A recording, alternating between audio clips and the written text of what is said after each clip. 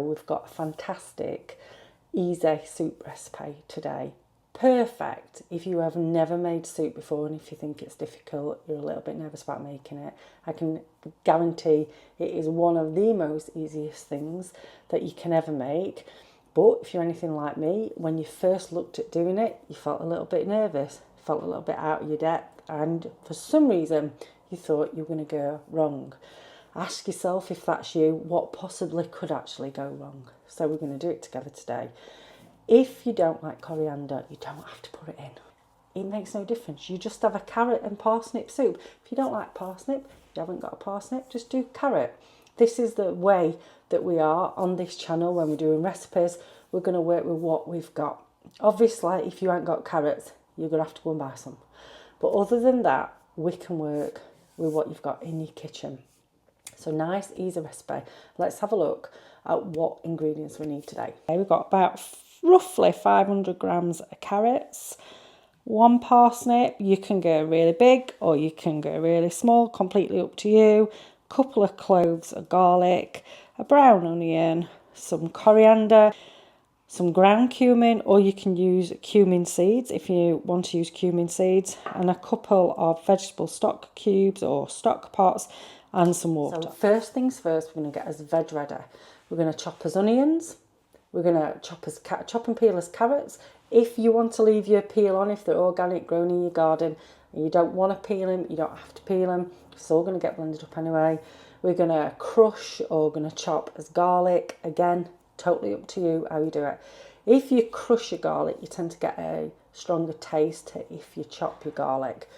But if you haven't got a garlic crusher, you're not going to be able to crush it. You can use the flat end of a knife and give it a good whack and then give it a little bit of a chop.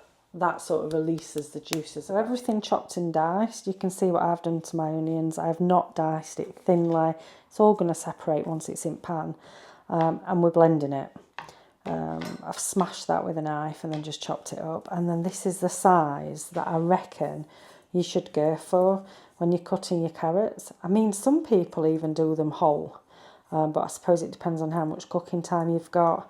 Again, if you feel like you need to do them really thin, if you're in a hurry, then do it. But I definitely prefer to cook them at that size, and it doesn't take that much longer. So yeah, up to you, but that's what I'd recommend. First things first, we're going to heat up a couple of tablespoons of olive oil or butter. At this point is when you're going to add your cumin seeds, if that's what you're going to use. Seeds would go into the oil and you'd probably leave them in for a minute or two. They start popping, and that is when you add the onion in. But for ease, for us first time making it, cumin powder is just easy to work with. Onions turning golden, and then we're going to add in as garlic, and we're going to cook for another minute. We'll add in as vegetables, and we're going to just give that another minute, and then we'll be adding as 800 mils of water with our 2 stock cubes. Usually with the stock cubes it's about 400 mils per stock cube, but just check your instructions on the back of your packet. At this point I would just add in the dried cumin. This is about a teaspoon, but you can do you, and if you're familiar with cumin anyway, you like the taste, maybe you'll put a little bit more in. If you don't like cumin, as I've said with most things other than the carrots, you can leave it out. And then we're going to tip as water in. We're going to add the stock cubes.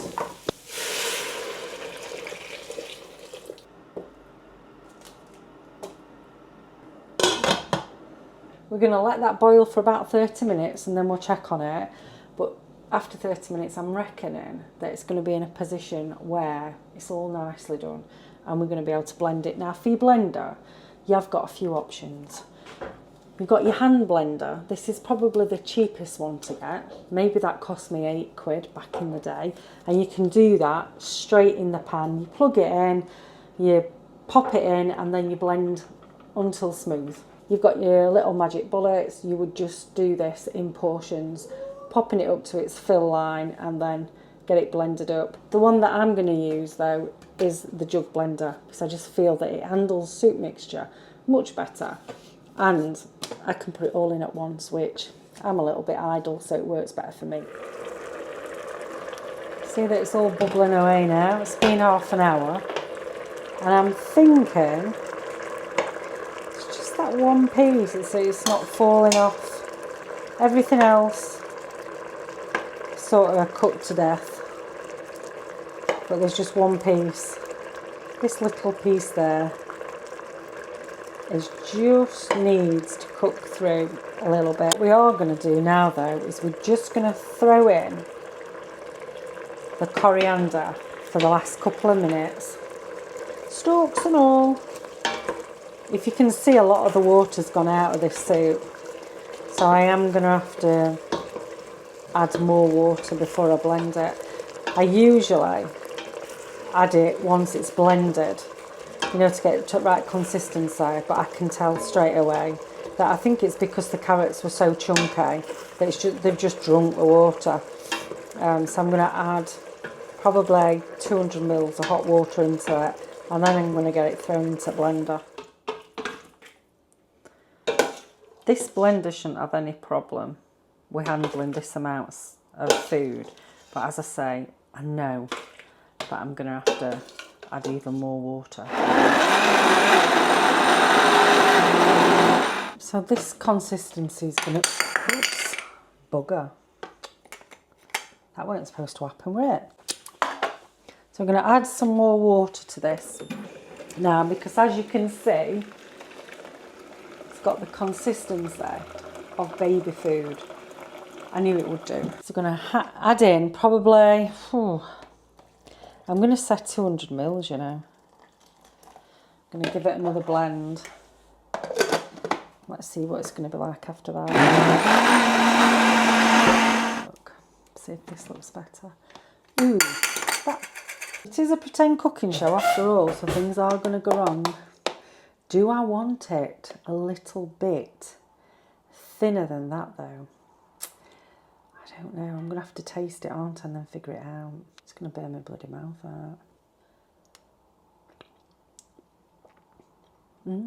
Ooh.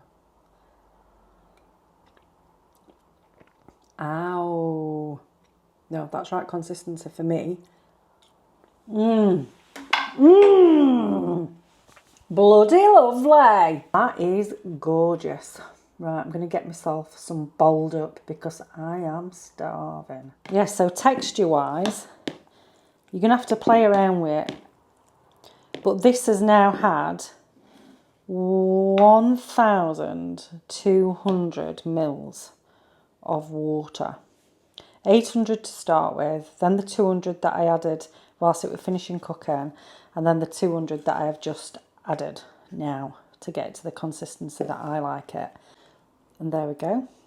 Oh, bon appetit. I'm signing off. Give it a go, let me know how you've done. Remember, other than the carrots and the stock cube, everything else, if you don't like it or you're allergic to it, sensitive, whatever, you don't need to add it. The onions add taste, the garlic add taste, the parsnip adds taste. If you don't like it though, just leave it out. That's all I can suggest you do.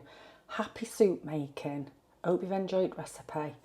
Check out the other recipes that I've put up so far if you're wanting more straightforward, non-aesthetically pleasing cooking.